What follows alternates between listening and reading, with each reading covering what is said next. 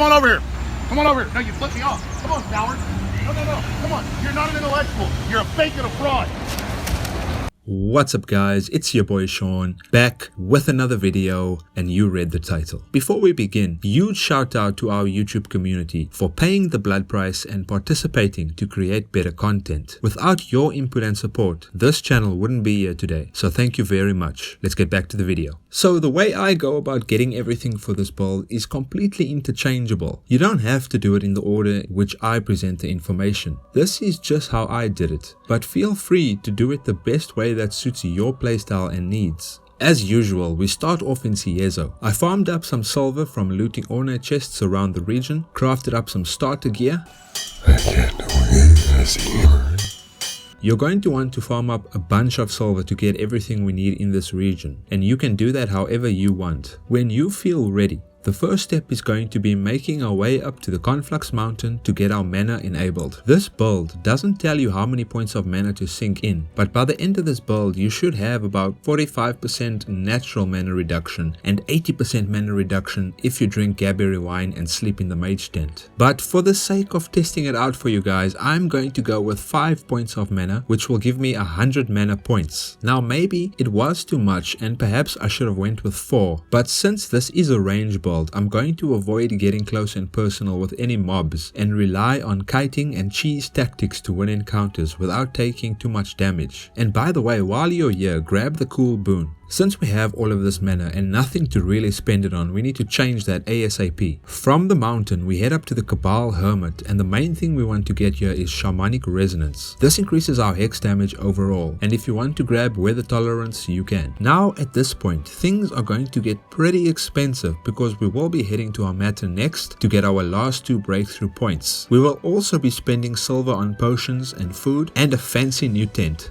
But we won't be staying for long because we need to focus on getting all of our boons needed. Once we arrive, we shoot straight to the Hex Mage and grab everything we can from the tree, and we branch into Lockwell's Revelation. This will give us a crazy 30% extra damage if we are very tired. And if you have the silver to spare, pick up the Speedster Breakthrough Point along with Probe and Blitz. But if you can't, that's okay, we will be coming back here later to get our Rust Leech armor. But there is something I highly recommend you pick up from Ryan Sullivan, the Arcanist. Is there something you need? And that's the Scholar's Staff. This will basically be your main weapon until you can find a better staff, or even until you get the Thermal Claymore. What's great about this weapon is that it gives you a huge 20% bonus to lightning damage and reduces mana cost by 15%. And you can do a cool enchant on it as well. I'll talk about that in the enchanting section of this video. Before we leave, keep in mind that you can buy some spiked alertness potions from the alchemist in town. You can also use Probe to build alert if you run out of potions. Alert works with our Speedster Breakthrough Point, reducing our cooldown on skills by a percentage per alertness level, allowing us to spam our hexes more often. Grab the mage tent from the shopkeeper's soul. This awesome tent gives us a 15% minus mana cost reduction on all our skills. Speaking of hexes, I think it's time to speak briefly on our combat rotation, even if we don't have our buffs yet, since we can now start using our hexes and build a muscle memory to how this build works. So before we begin any combat encounter, we want to make sure we are buffed up first. You're going to want to buff up with the 5 boons, we will be getting these later, followed by the Perkin Pie, Gaberry Wine, Spiked Alertness Potion, and of course, make sure you have slept in the mage tent for that buff. One final thing though to remember is that the more tired you are, the more damage you will do with the Lockwells. So try to go in tired or very tired for maximum damage. We start off by spamming Jinx on enemies. Each time you cast it, you apply a random hex buff on the enemy. Then you can use Torment to trigger the related hex given by the Jinx. For example, if the enemy has a chill hex on them and you cast Torment, it will trigger the frost damage and chill your foe, slowing them down. The cool thing about Torment is that it does not consume the hex, meaning once you have a bunch of hexes on your target, you can continue to kite them and spam Torment to bring the pain. And finally, we have Rupture. This detonates any hex you have on an enemy, causing an AoE explosion, potentially hurting other bad guys who are close by. It deals way more damage than Torment,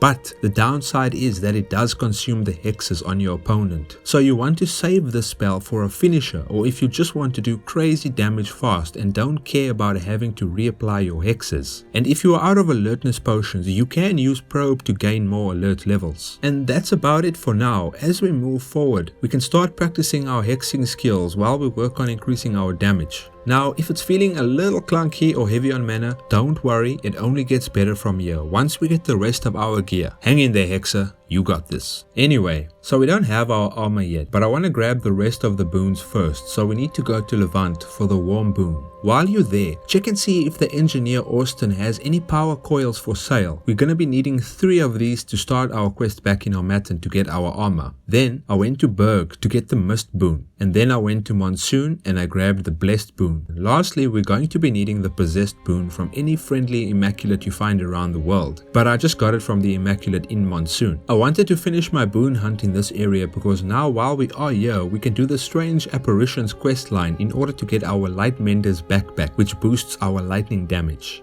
To get started on this quest, go to the Spire of Light and pull all the levers. An apparition will appear on the bridge outside the spire and initiate the quest. I've left a link in the description taking you to the wiki, showing you how to solve this quest line. After you have the backpack and the 5 boons, we can now focus on heading back to Harmattan to get our armor. So back to Harmattan we go. When we arrive, grab any skills from the trainer you might have missed out and check again for any spiked alertness potions and gaberry wine. You also might consider crafting some Ciezo Sivage, which gives us a little bit of mana regen. Now, to get our Rustlich armor, we need to start a quest called Rust and Vengeance in Harmattan. This quest involves traveling around the Antique Plateau dungeons to find 4 key gemstones, which will allow us to enter the Forgotten Research Lab and confront the Forge Master who drops the armor that we want. So remember, I told you to keep an eye out for power coils in Levant. Well, if you have them, great. If not, you can still check the craftsman shop in Harmattan for more. We need 3 to start the quest. Once you have the power coils, head over to the broken sword golem in town and interact with it to start the quest. So once you've done that, we need to find those 4 gemstone keys that I mentioned. They are found all across different dungeons in the Antique Plateau, and they are used to activate the large console inside the Forgotten Lab. I've also left a link in the description of this quest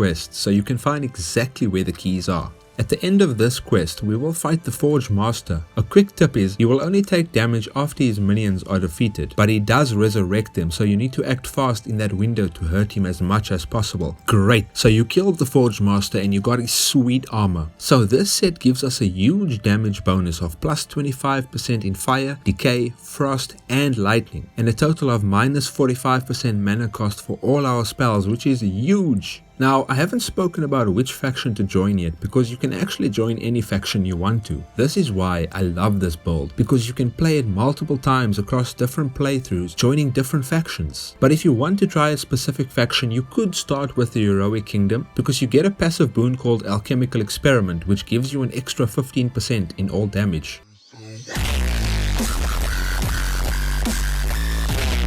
Anyway, you don't need to use a thermal claymore for this build. In fact, almost any staff will be able to supplement your build, so don't feel like you need to use it. But it is a great endgame item to aim for, since you will probably be doing the unknown arenas anyway. So if you are interested in it, you can get it by collecting 4 items awarded by the unknown arenas around the world. These items are Pearlbird's Courage, Haunted Memory, Leyline Figment and Vendalvel's Hospitality. I'll put a link down below to the Thermal Claymore wiki page and you can read which arenas drop these items if you want to grind it out.